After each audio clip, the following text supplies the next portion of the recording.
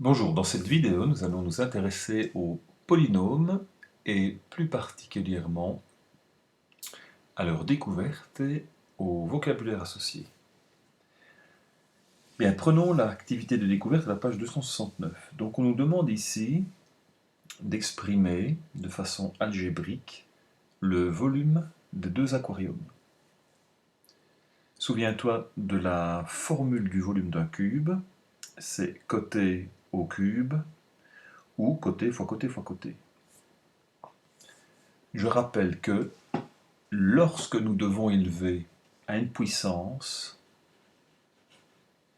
une expression mathématique, donc qui n'est pas simplement un nombre pur ou une lettre, mais donc qui est toute une expression algébrique, donc comme ici 2x, ou qui est une différence entre termes ou somme entre termes, eh bien nous devons les placer entre parenthèses, parce que nous allons élever au cube l'entièreté de ces expressions algébriques. Donc pour le premier aquarium, eh bien nous avons 2x, le tout élevé au cube. Et donc là on se rappelle visuellement que nous avons la puissance d'un produit de facteurs. Et dans la puissance d'un produit de facteurs, nous devons appliquer l'exposant à chaque facteur du produit. Donc 2 au cube fois x au cube. Donc on a bien une multiplication, puisqu'entre 2 et x, c'est bien un produit. Quand on ne voit rien, c'est un produit. Et donc nous calculons, nous obtenons 8x3. Pour le deuxième aquarium, donc là, nous n'avons pas simplement donc, un nombre pur ou une seule lettre, nous avons carrément ici une différence de termes. Et bien nous devons ici aussi élever l'entièreté au cube. Alors ici, nous avons le cube d'une différence de termes. Nous avons vu dans les rappels algébriques le carré d'une différence de termes, qui est un produit remarquable. Mais le cube d'une différence de termes, nous ne l'avons jamais vu. Donc comment pourrions-nous contourner ici la difficulté? Eh bien, il suffit de tenir compte de la définition des puissances. Et la puissance, c'est une base qui est en fait multipliée par elle-même. Et le cube indique le nombre de fois que cette base est multipliée par elle-même. Et je pourrais ici comment transformer cette puissance en un produit de puissance de même base. Donc là, puissance d'une différence. Et donc voilà, je peux transformer ceci en un produit. Et oui, en fait, l'exposant de 3x moins 1, c'est 1. Et donc si je fais 3x moins 1 exposant 1 fois 3x moins 1 exposant 2, c'est un produit de puissance de même base. Donc je recopie la base et j'additionne les exposants. Voilà, donc on peut faire le chemin contraire, évidemment. Et donc ici, nous pouvons évidemment développer le produit remarquable, le carré d'une différence. Voilà, nous obtenons 9x carré moins 6x plus 1. Et donc maintenant, pour terminer, nous pouvons développer la double distributivité. Alors ici, chaque terme de la première paire de parenthèses va être multiplié par chaque terme de la deuxième paire de parenthèses. Et donc nous devons obtenir combien de termes en ayant effectué les produits? Nous devons obtenir 2 fois 3, c'est-à-dire 6 termes. Donc nous allons effectuer 6 produits. Voilà les 6 termes. 1, 2, 3, 4, 5 et 6.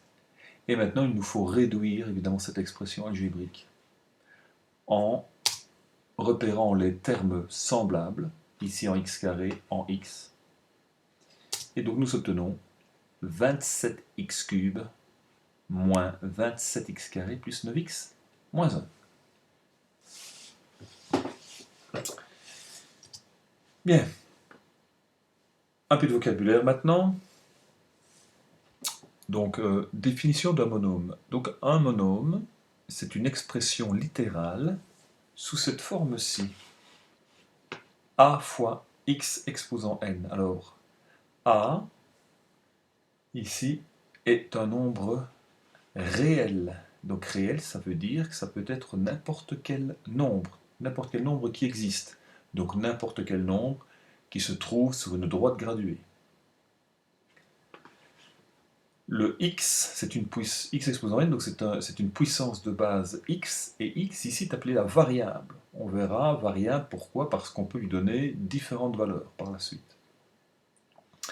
Et le n, l'exposant, on voit que cet exposant ici, nous, pour être un monôme, eh bien, nous allons uniquement travailler avec des exposants qui sont des nombres naturels.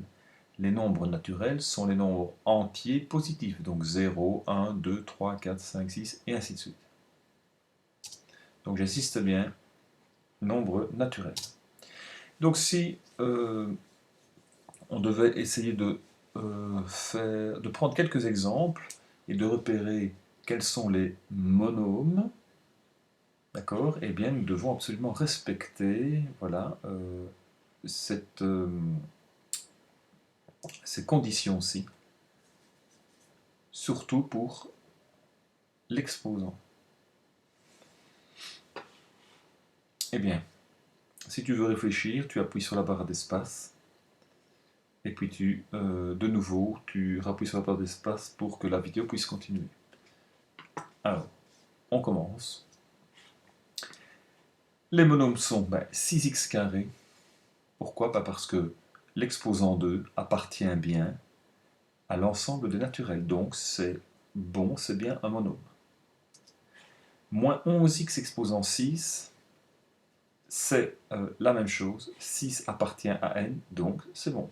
Et 6 et moins 11 sont bien des nombres naturels. Des nombres réels, pardon.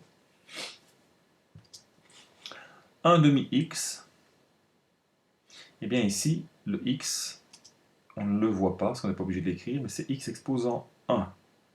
Donc 1 est bien un nombre naturel, donc c'est bon. Et 1 demi est un nombre réel. 8, 8 on ne voit rien, pas de partie littérale, donc on pourrait dire que ce n'est pas un monôme. Mais je peux très bien écrire x exposant 0. Et donc ici, n'oubliez pas que un nombre exposant 0, ça donne 1. Donc je peux toujours réécrire un nombre avec une partie littérale. Mais voilà, si je mets x exposant 0, en fait ceci ne vaut rien. Donc c'est simplement 8. Mais donc, voilà, dans notre cas, est-ce que 8 est un monôme? Eh bien, 8 est un nombre réel, et 0, l'exposant 0, appartient à l'ensemble des nombres naturels, donc c'est bon.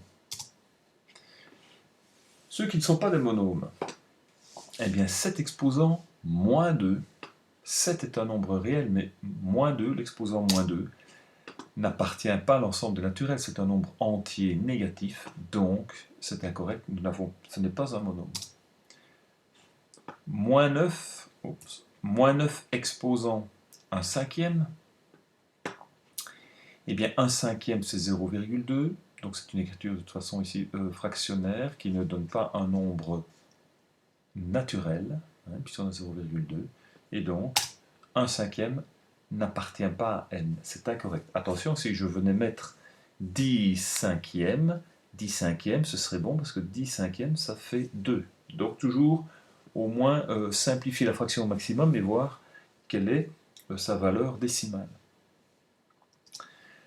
Ensuite, 12 racine carrée de x. Vous n'avez pas encore vu ça, mais nous verrons le chapitre sur les racines carrées. En fait, la racine carrée, donc ce symbole-ci, est une puissance, c'est exposant 1 demi. Donc nous le reverrons plus tard. Simplement, si lors d'une interrogation je vous mets cette forme-ci, vous devez savoir que ce n'est pas un monôme. Et donc, ici l'exposant est 1 demi, et 1 demi n'est pas un nombre naturel, donc c'est incorrect. Et puis nous avons 34 divisé par x. Alors là on voit que x en fait est au dénominateur, alors que dans les cas ici il n'a jamais été au dénominateur. Et le fait d'être au dénominateur, eh bien, qu'est-ce que ça va donner si je ne le mets plus au dénominateur? J'obtiens 34 exposant x moins 1. Vous avez déjà vu les exposants négatifs, par exemple, avec 10 exposant moins 1. 10 exposant moins 1, c'est un dixième, Et 1 dixième, c'est 1 divisé par 10. Donc 10 exposant moins 1, c'est 1 sur 10. Et donc 1 sur x, c'est x exposant moins 1. Et là, on voit que moins 1 n'appartient pas à l'ensemble des nombres naturels, donc ce n'est pas un monôme. Et donc, si nous devons prendre le cas ici, moins 45, x exposant 9, c'est un monôme dont la variable est x, d'exposant ou de degré, nous verrons plus tard ce que c'est que le degré, donc d'exposant 9, et de coefficient, donc coefficient numérique, rappelez-vous, avec les expressions algébriques, on avait le coefficient numérique et la partie littérale. Et donc ici, le coefficient numérique est toujours multiplié par la partie littérale. Donc le coefficient vaut moins 45. Alors, monôme semblable, eh bien, monôme semblable, c'est comme des termes semblables, chose que l'on a déjà vue, donc ce sont des termes qui ont la même partie littérale. Donc 8x exposant 4, moins 2x exposant 4, x exposant 4, 4 septièmes x exposant 4. Donc voilà, ils ont la même partie littérale. Maintenant, des monômes non semblables, eh bien forcément, ce sont des termes, des monômes qui n'ont pas la même partie littérale. Donc 7x, moins 3x carré, 11y, 45b.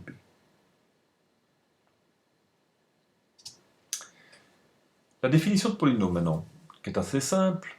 Un polynôme est une somme de monômes. Ben oui, polynôme, poly, veut dire plusieurs. Voilà. Donc c'est une somme de plusieurs monômes. Et donc ici, quels sont les polynômes parmi les expressions suivantes? Attention au piège. Je te laisse réfléchir.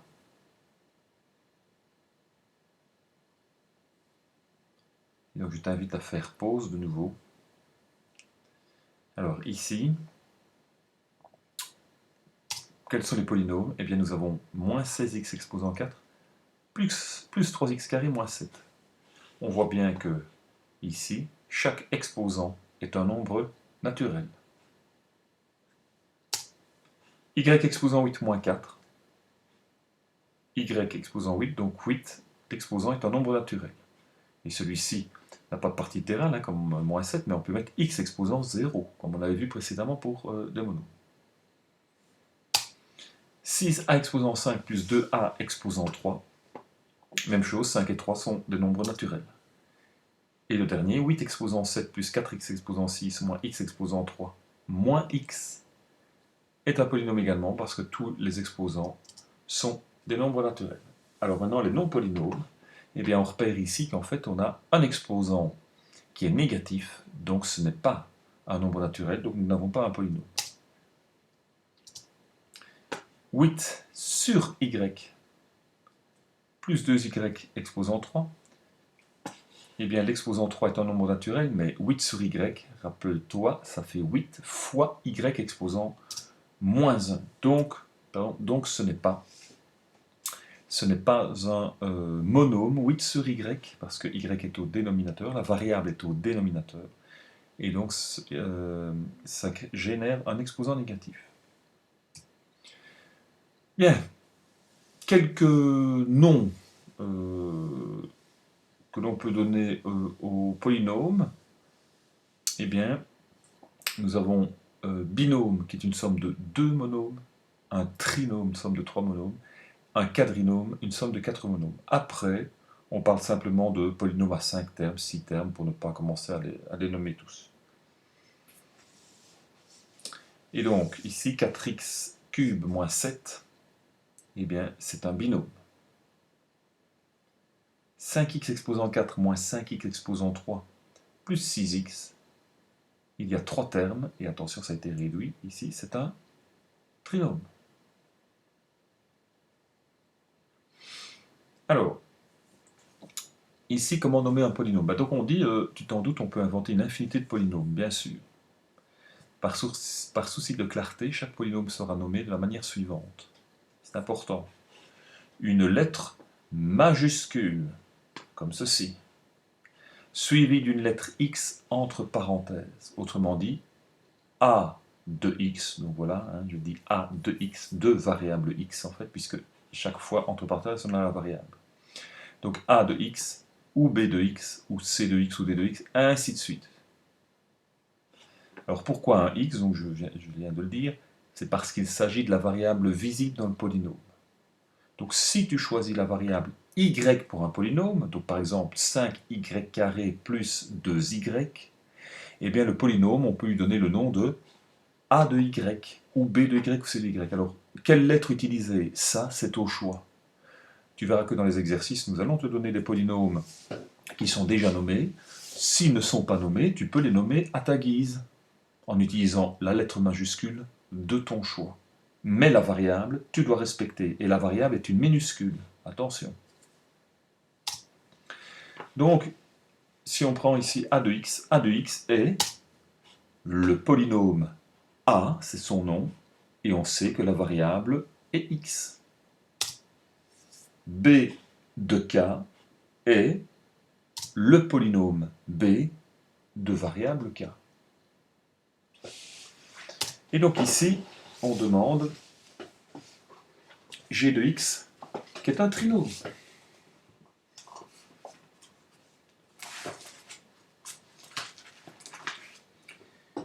Et donc, tu as le choix évidemment.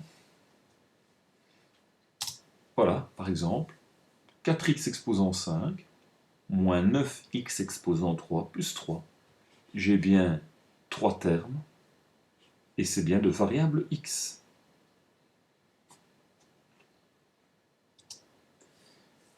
Si on demande le polynôme m de a, donc de variable a, est un quadrinôme, donc il me faut 4 termes, mais la variable est a.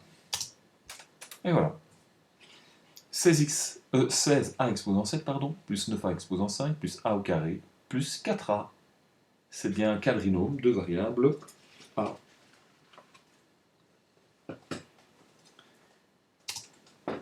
Alors,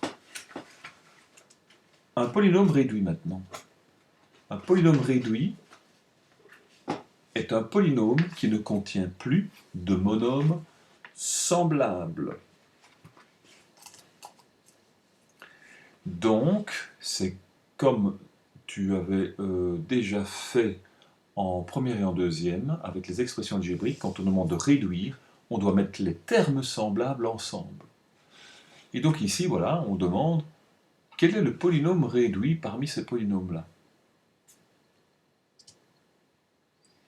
Eh bien, voilà, celui-ci est un polynôme réduit. X exposant 9 plus 4x exposant 6 moins 7x exposant 4 moins x carré plus 6x plus 8. On voit bien qu'il n'y a pas de termes semblables. Tandis que celui-ci, j'ai 13x exposant 5 et y exposant 5 qui sont des termes semblables. Donc le polynôme n'est pas réduit. Pour le réduire, il faut additionner ces deux termes-là pour avoir 14y exposant 5. Alors le degré d'un polynôme, eh bien le degré d'un polynôme réduit, on insiste bien, d'accord? Un polynôme qui est réduit par rapport à une variable est l'exposant le plus élevé de cette variable. Donc le degré d'un polynôme réduit par rapport à une variable, c'est l'exposant le plus élevé. Donc là, le degré du polynôme 27x³ moins 27x carré plus 9x moins 1 est 3. On voit bien qu'on l'a réduit, on l'a ordonné, d'accord, et on voit que l'exposant le plus élevé, c'est 3. Pas plus compliqué que ça. Donc ici, t de x, moins 5x carré plus 6x exposant 4 moins 1. Quel est le degré de ce polynôme? Eh bien, c'est un polynôme de degré 4. C'est l'exposant le plus élevé. Attention ici. C'est quelque chose qui n'est pas dans le cours, je l'ajoute. Quel est le degré de L de x ici? J'ai 3x³ plus 7x carré moins 4 moins 3x³. Eh bien, attention, on dit bien que il nous faut déterminer le degré lorsque le polynôme est réduit. Or ici, mon polynôme n'est pas réduit. J'ai deux termes semblables, ils ne sont même pas semblables, ils sont opposés. Et donc lorsque je les additionne, j'obtiens 0. Donc ceci n'est pas réduit. Attention, voilà. Et quand je réduis, j'obtiens 7x carré moins 4. Donc, L de x est un polynôme, et un binôme plus exactement, est un polynôme de degré 2. Voilà. Attention au piège. Alors, polynôme ordonné maintenant. Un polynôme ordonné par rapport à une variable est un polynôme réduit dont on classe les monômes suivant l'ordre décroissant des exposants de cette variable. Donc attention, le polynôme doit être réduit, d'accord, dans un premier temps. Et pour l'ordonner, on va placer les monômes dans l'ordre décroissant des exposants. Donc l'expression 27x³ moins 27x carré plus 9x exposant 1 moins 1 est un polynôme ordonné. Pourquoi? Parce qu'on voit bien que les exposants ici, 3, 2, 1, et puis pour le terme qui est tout seul ici, sans partie littérale, on peut mettre x exposant 0. On voit bien que l'on rencontre les exposants dans l'ordre 3, 2, 1, 0. Donc ça a été bien ordonné. Si on prend des polynômes ici, à ton avis, quels sont ceux qui sont ordonnés? Donc appuie sur la barre d'espace pour réfléchir, et puis tu relances de nouveau la vidéo. Et bien ici, voilà, c'est ceux qui sont en vert, qui sont ordonnés. Donc 7x carré moins 4, on a bien l'exposant 2, et puis pour 4, l'exposant 0. F de x, on a moins 13x³ plus 6x carré plus 67x exposant 1. Donc quand on ne voit pas l'exposant, c'est 1. Tandis que l'autre ici, on a un exposant 2 qui est placé avant un exposant 4. Et donc il n'est pas ordonné. Et pour E de x, on a exposant 6 qui est bien après l'exposant 3 et l'exposant 4. Donc ces deux-ci ne sont pas ordonnés. Donc dans le cours, tu complètes, on demande un exemple f de x, voici, et E de x, le voilà.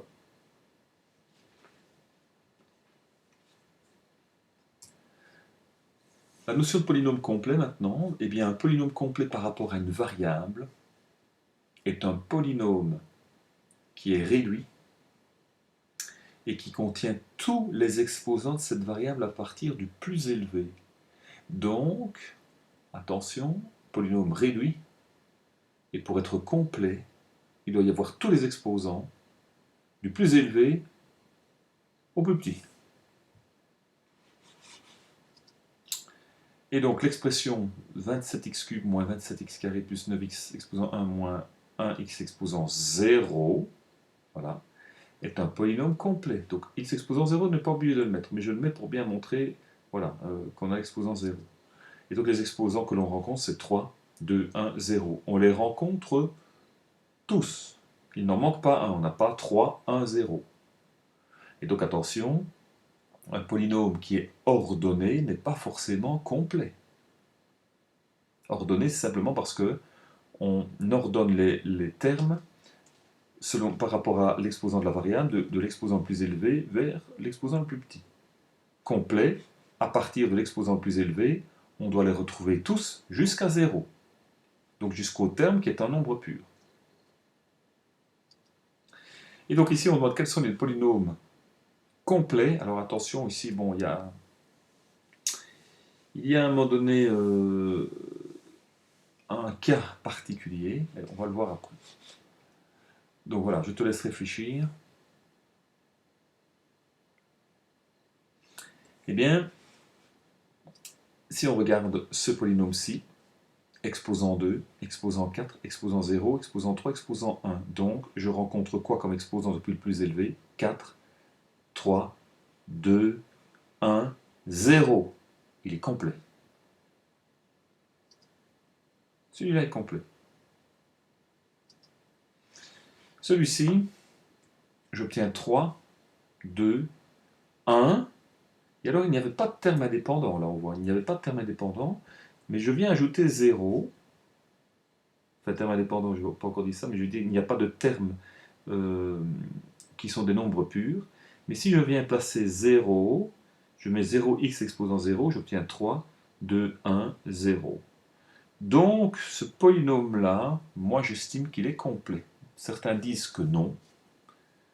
Eh bien, moi il suffit de rajouter 0x exposant 0, pour moi il est complet. Mais je le dis déjà qu'à l'interro, je ne placerai pas des polynômes comme ça qui prêtent à confusion. D'accord?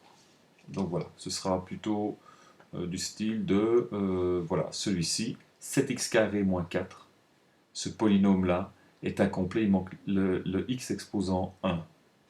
Et celui-ci, puisqu'on nous demande un exemple, n de x qui est incomplet, et bien voilà, le n de x, on a x exposant 5 et puis x exposant 3. Il manque déjà l'x exposant 4, et donc voilà, on ne va pas plus loin, il est incomplet.